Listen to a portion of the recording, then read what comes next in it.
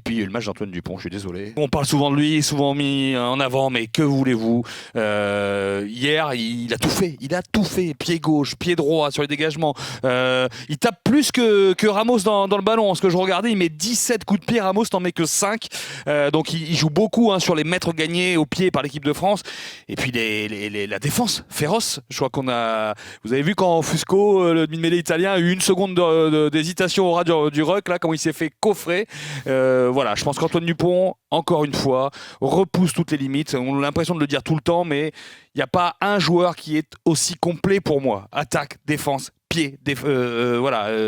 Et puis même la puissance qu'il dégage, ballon en main ou en défense, et voilà, ça m'a encore bluffé. Je ne sais pas s'il faut encore être bluffé, s'il pourra toujours nous surprendre, mais voilà. C'est ma faute parce qu'il avait fait des rentrées pas très convaincantes. Il avait besoin de marquer son empreinte, l'équipe de France, avec un très gros match.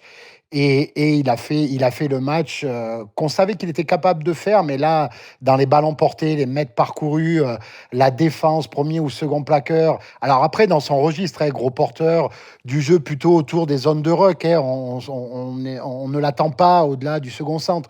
Mais là, il avait besoin de claquer un très gros match. C'est fait, c'est encourageant parce que ça amène une bonne alternative à l'équipe de France, parce qu'on avait des secondes lignes plutôt hybrides, seconde ligne, troisième ligne sur les 2 premiers matchs.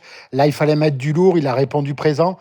Je crois que c'est à souligner et pour moi, ça a été l'homme de la rencontre face à l'Italie. Pas un meilleur poteau, mais c'est plutôt le grand gagnant du week-end. Pour moi, c'est Mathieu Jalibert parce qu'il n'a pas joué. Il n'était pas là. C'est fait exprès. Ça montre aussi l'état dans lequel il est, c'est qu'il est très bien en équipe de France et il a manqué énormément. J'ai trouvé au jeu des Bleus, on n'a pas retrouvé l'animation qu'on avait eue sur les 2 premières journées. Et donc pour moi, après avoir vu ce match France-Italie, il y a un mec qui paraît désormais quasiment déjà indispensable au jeu des Bleus, c'est Mathieu Jalibert, qui on l'espère sera de retour pour l'Écosse.